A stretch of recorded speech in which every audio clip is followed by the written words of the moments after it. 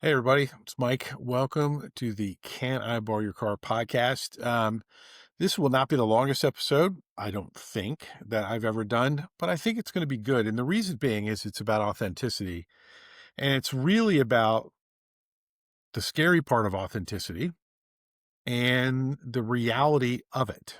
So, one of the big dangers of doing business by referral and collaborating deeply and powerfully with other business professionals is that you're going to get to know them and they're going to get to know you.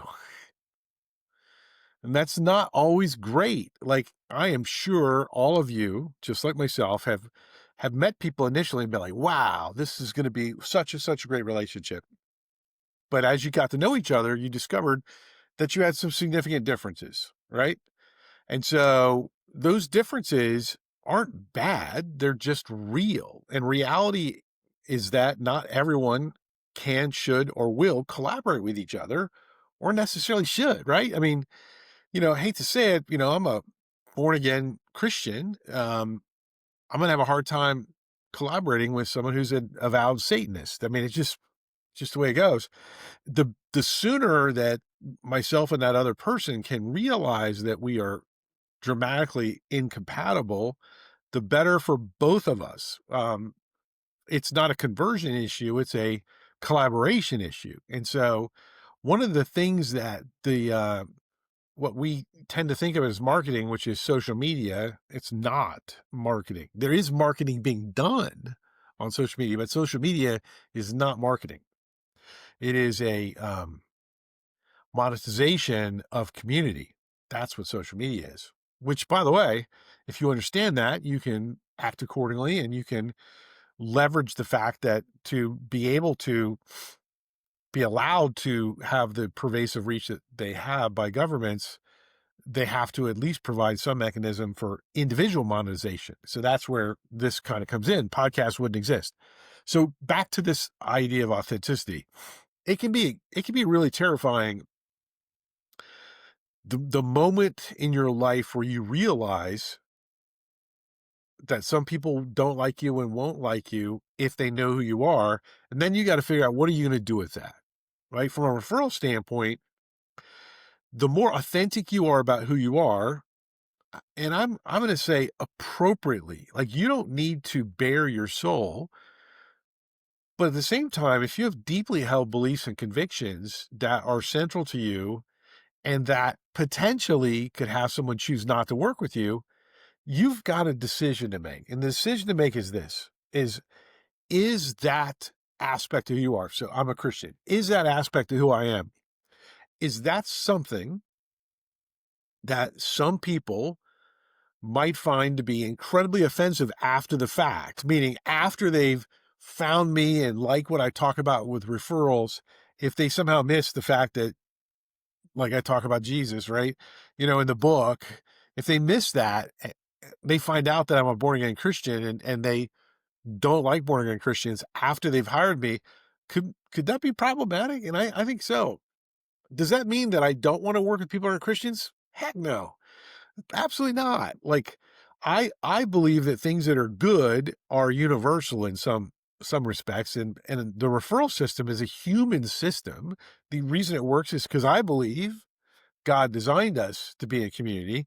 And like, you don't have to believe in God or believe in Jesus Christ to benefit from referrals on a massive level. You just have to be a good person. You have to care about other people and you have to value other people, right?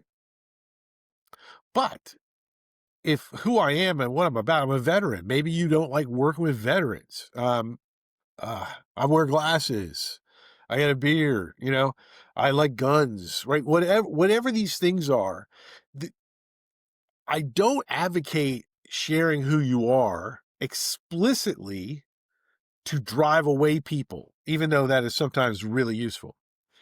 Instead, I want you to talk about who you are and why you're the way you are and what you believe and what you love. I want you to share your life because that is so much more interesting than some sanitized, homogenized clip of who you really might look like, but really aren't. Because when I'm referring you, okay, to someone that's really important to me, I want the GPS data, baby. I want the Carfax. I want to know who you are, what you're about. I don't like surprises when I'm referring clients or key people to someone else.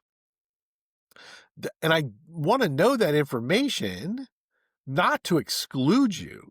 I mean, so say for example, you said that you did not believe in something diametrically opposed to me, and I'm trying to think of something innocuous. So say you're one of those really terrible people that like celery. Like my brother-in-law, Andy Puckett, great guy, love him. He has a cross he bears in that he hates cilantro. He's one of those people that tastes like soap, so he hates it. I love cilantro, and I love talking mess to him, especially from a distance because Andy's a much bigger and stronger man than I am. But like I like messing with him about cilantro. But he would say that if you like cilantro, you're evil, and he'll tolerate you. He didn't have a choice. Married my sister-in-law. There you go, right? But so say you're one of these people that love celery. Well, if a friend of mine like myself shares the righteous hatred of celery, I am not going to just blindly refer you in. I'm not going to exclude you on the fact that you're deviant, that you like celery. By the way, my wife loves celery. Because she is a just gracious and wonderful wife to me, generally doesn't have celery in the house. And I appreciate that. I don't even like the sight of it. But she probably is out there, with the jar of peanut butter and a couple of stalks of that horrid vegetable, chewing on it right now. Um, but anyways, what I'm going to do is I'm not going to exclude you from that introduction necessarily, unless my friends like, don't ever introduce me to somebody that loves celery. Instead, I'm going to say, hey, look, I found this great person. She's amazing. She's got one big problem though. And I'll usually try and be funny about a difference if I don't believe that difference is lethal. And my friend would be like, okay, what is it? Like, she loves celery. Oh my God. I'm like, however, like if you get past that, and I understand if you can't, but if you get past that, she's the best of the best of the best at what you actually need. Do you want to meet her or not? Does that make sense? It's like, so I use your authenticity not to exclude you from opportunity, but to mitigate risks. That's the whole purpose of Can I Borrow Your Car?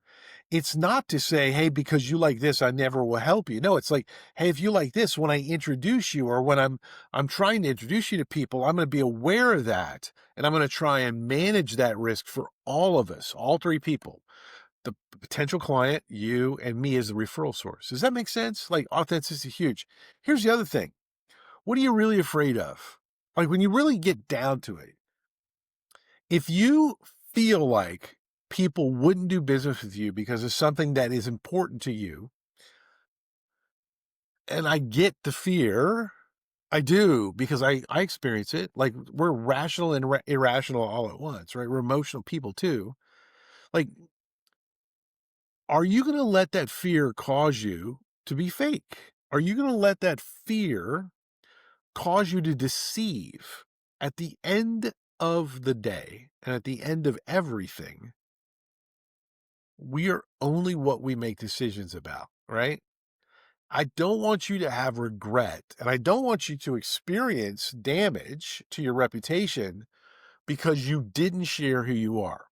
Now, if you were like, so I'll give an example maybe of oversharing.